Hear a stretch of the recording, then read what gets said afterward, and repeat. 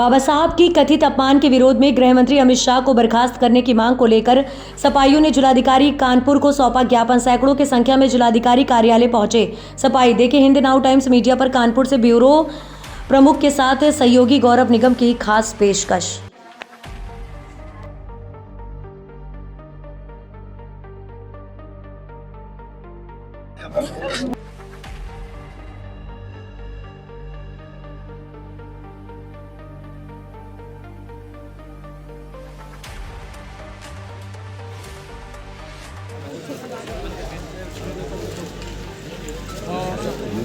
Samajwadi party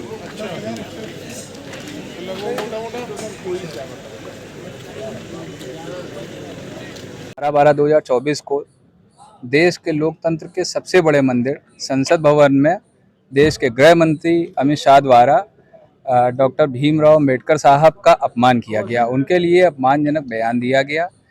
हम लोगों PDA के लोग बाबा साहब का सम्मान करते हैं और बाबा साहब के सम्मान के खिलाफ हम लोग कोई भी शब्द नहीं सुनना चाहते। आज हम सभी समाजवादी साथी यहाँ पर यूथ के सभी लोग इकट्ठा होकर के गृह मंत्री अमित शाह के लिए माननीय राष्ट्रपति महोदया से ये ज्ञापन दिया गया डीएम साहब के यहाँ कि जिस तरीके से ये अपमान किया जा रहा है पीडीए के वर्ग के लोगों का और बाबा साहब का, ये अपमान रुकना चाहिए। देश के गृह मंत्री या तो इस्तीफा दें या माफ़ी मांगे। अगर इस तरीके की क्रिया करने में वो सहमत नहीं होते हैं तो माननीय राष्ट्रपति महोदया से हमने मांग करी है कि वो उनको उनके पद से बर्खास्त करें, क्योंकि ये अशोभनीय टिप्पणी इस तरीके की किसी इतने बड़े पद पर बैठे हुए व्यक्ति को शोभा नहीं देती है। क्योंकि इस देश के अंदर जब मंदिरों में हमें जाने नहीं दिया जाता, विद्यालय के अंदर हमें जाने नहीं दिया जाता, वो अधिकार हमें बाबा साहब ने दिया, इसलिए वो पीडीए के भगवान हैं।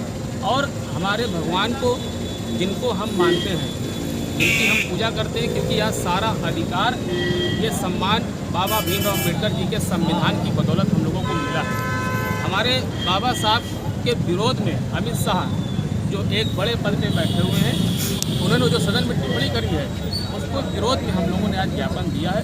और ज्ञापन के माध्यम से हम लोगों ने ये भी सचेत करने का काम किया है कि अगर हमारे नेता आदरणीय अखिलेश यादव जी का आदेश हुआ, अगर उन्होंने माफ़ी नहीं मांगी तो हम लोग किसी तरह से प्रदर्शन और ज्ञापन देने का। ज्ञापन किसको दिया आपने? हम लोगों ने ज्ञापन राष्ट्रपति महोदया जी को दिया गया है माननीय डीएम साहब के माध्यम से। और अगर अमित शाह माफ़ी नहीं मांगते हैं तो हम लोग समाजवादी पार्टी के लोग, और हम ही लोग नहीं पूरे देश के अंदर, क्योंकि बाबा साहब पूरे देश पूरी दुनिया के अंदर बाबा साहब का जो संविधान जिन्होंने लिखा, उनका जो अपमान किया है, भारतीय जनता पार्टी और आरएसएस लगातार बाबा साहब के दिए हुए संविधान को ख़त्म कर देना चाहती है। क्योंकि बाबा साहब के संविधान से जो दलित पिछड़ों को जो सम्मान मिला है, उस सम्मान को ख़त्म कर देना चाहती है। क्योंकि ये देश में फिर से ये पीडीए के लोगों को गुलामी की ओर ले जाना चाहते हैं और ये देश में संविधान को ख़त्म करके मनुस्मृति को लागू करना चाहते हैं। ये हम लोग कभी होने नहीं देंगे। आखिरी सांस तक चाहे लड़ाई लड़नी पड़े, बाबा साहब का देश में संविधान जिंदा रहेगा। जय भीम, जय मंडल। सभी आपका चैनल स्वागत करता है। आप सर नाम बताइएगा। आप मुस्लिम समाज के बहुत औहदे पद पर, राष्ट्रीय अध्यक्ष महोदय पद पर हैं, अपना नाम बताइए। जो आज गृह मंत्री पर एक आरोप लगाया सपा पार्टी द्वारा, क्या कहना चाहते हैं इसके बारे में? देखिए, मैं समाज सेवी अकील अहमद खान, भारतीय जनता पार्टी समर्थक मुस्लिम महासंघ का राष्ट्रीय अध्यक्ष हूँ।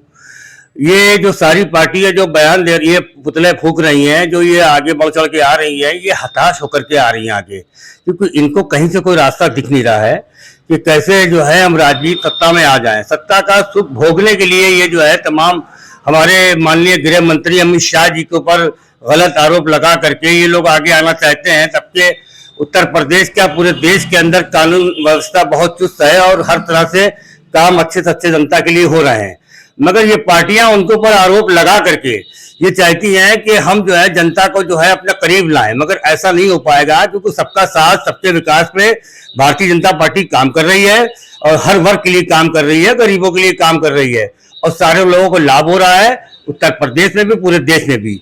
ये जो है ये हार की निशानी है। अभी 2027 की हम लोग तैयारी कर रहे हैं। भारतीय जनता पार्टी मुस्लिम महासंघ की पूरे प्रदेश में पूरे देश में जाएगा और जाकर के जनता को जागरूक करेगा और उनको वोट के लिए आह्वान करेगा। मगर ये इस तरह की ये लोग टिप्पणी करते हैं, माननीय गृह मंत्री जी के लिए कर रहे हैं, तो ऐसे लोगों पे कड़ी से कड़ी कार्रवाई होना चाहिए जो पुतले फूंक रहे हैं।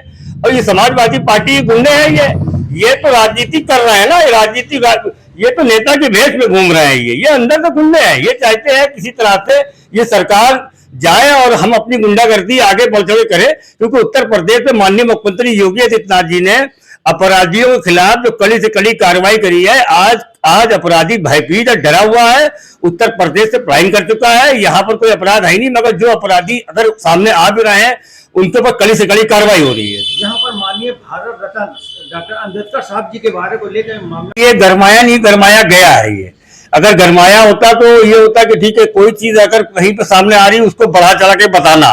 तो ये समाजवादी पार्टियों का, ये कांग्रेस का, ये तो मिली भगत है। ये सब ये चाहते हैं किसी तरह से भारतीय जनता पार्टी बदनाम हो और किसी तरह से ये मामला आगे बढ़े जिससे हम जनता के करीब आ सके। मगर ऐसा नहीं है कि जनता जो है 2027 में फिर जो है माननीय जो है हमारे प्रधानमंत्री नरेंद्र मोदी जी को तीसरी बार चौथी बार बनाएगी प्रधानमंत्री, और विजय बनाएगी। हाँ, मुख्यमंत्री क्या संदेश देना चाहते हैं अपने द्वारा? देखिए, मुख्यमंत्री हमारे उत्तर प्रदेश के जो है काम बहुत अच्छा कर रहे हैं। सबसे बड़ी चीज ये है जो रोक अपराध में लगी है, हम उसको मानते हैं। मगर हाँ, जिस तरह से अपराधी जेलों में हैं, अब जेलों छुट के आ रहे हैं, वो कहीं ना कहीं पैर फंसाने की कोशिश कर रहे हैं। ये समाजवादी पार्टी के लोग पैर फंसाने की कोशिश कर रहे हैं, फिर जनता का उत्पीड़न करने की कोशिश कर रहे हैं। हम ये चाहेंगे उन अपराधियों को जो जेलों छूटे हैं और जो फिर जमीनों पर कब्जा करने की कोशिश कर रहे हैं या कोई ऐसी काम करने की कोशिश कर रहे हैं, उनके ऊपर कड़ी से कड़ी कार्रवाई और जेलों के शिकंजे के पीछे होंगे।